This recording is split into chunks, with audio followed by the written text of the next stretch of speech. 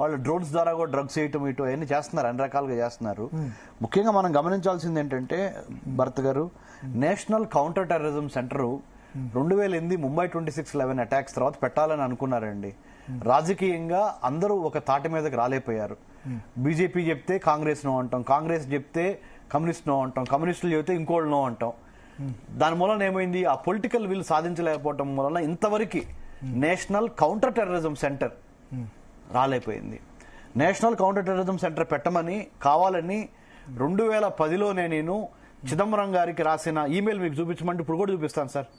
నేను 2010లో నేను JNU student అయిపోయిన తర్వాత డాక్టరేట్ పోస్ట్ డాక్టరేట్ చేసి మన చిదంబరం గారిని కలిసి తర్వాత ఏకే ఆంటోనీ గారిని కలిస్తే వాళ్ళు కూడా దీని మీద చేద్దాం అన్న విధంగానే మాట్లాడారు ఆ రోజున. సో వాళ్ళకి 15 సంవత్సరాలు అయిపోయింది 2010 నుంచి, కానీ ఇంతవరకు నేషనల్ కౌంటర్ టెర్రరిజం సెంటర్ రాలేదు.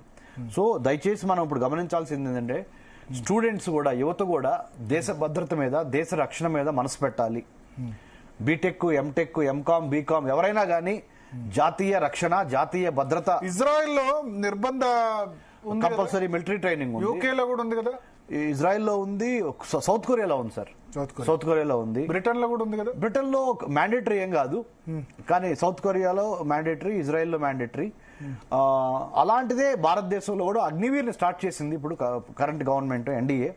ఆ అగ్నివీర్ని ఇంకా పెద్ద స్థాయికి తీసుకెళ్లి యువతను కూడా మమైకం చేసి అసలు మన చుట్టుపక్కల ఉన్న దేశాలు ఏంటి, మన శత్రువులు ఎవరు, మన మిత్రులు ఎవరు, ఒక సెక్యూరిటీ కాన్షియస్నెస్, ఒక స్ట్రాటజీ, వ్యూహం అంటే ఏంటి.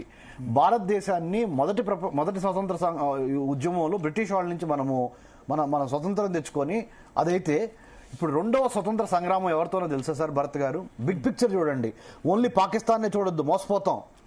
బిగ్ పిక్చర్ లో చైనాను కూడా చూడాలి. పాకిస్తాన్ వెనక ఉన్న డబ్బులు కానీ, పాకిస్తాన్ వెనకున్న విషయాల్లో కానీ చైనాని వదిలిపెట్టకూడదు. మనము చైనాను కూడా చాలా జాగ్రత్తగా గమనిస్తూ ఉండాలి. చైనాతో మనకి 3488 కిలోమీటర్ల బోర్డర్ ఉంది, 3488 కిలోమీటర్ల బోర్డర్. సో చైనాని చాలా జాగ్రత్తగా చూసుకుంటా, మన నార్త్ ఈస్ట్ ని కాపాడుకుంటా, ఎందుకంటే సిలిగురి కారిడార్ చాలా ఇంపార్టెంట్. సో చాలా జాగ్రత్తగా. చైనా రోల్ ఏమైనా ఉండబోతుందా పాకిస్తాన్ కి ఇండైరెక్ట్ గా సపోర్ట్? అంటే దీంట్లో మనం అటాక్ చేస్తే వాళ్ళు ఏమైనా వాళ్ళకి డైరెక్ట్ గా సపోర్ట్ ఏమైనా చేస్తారా? అంటే ప్రస్తుతానికి చేయకపోవచ్చు. ఎందుకో తెలుసా, భారతదేశంతో ఉన్న వ్యాపారం, భారతదేశంతో వచ్చే డబ్బులతో పోల్చుకుంటే పాకిస్తాన్ తో వాళ్ళకి వచ్చేది జీరో.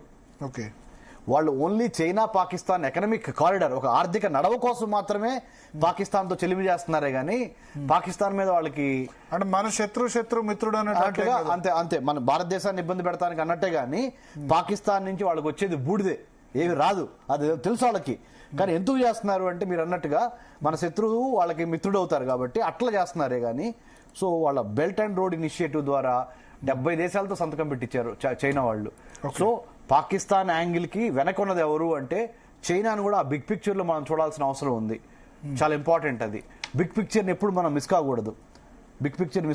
సో చైనాను కూడా చాలా జాగ్రత్తగా ఇప్పటి నుంచి గమనించడం చాలా ఇంపార్టెంట్.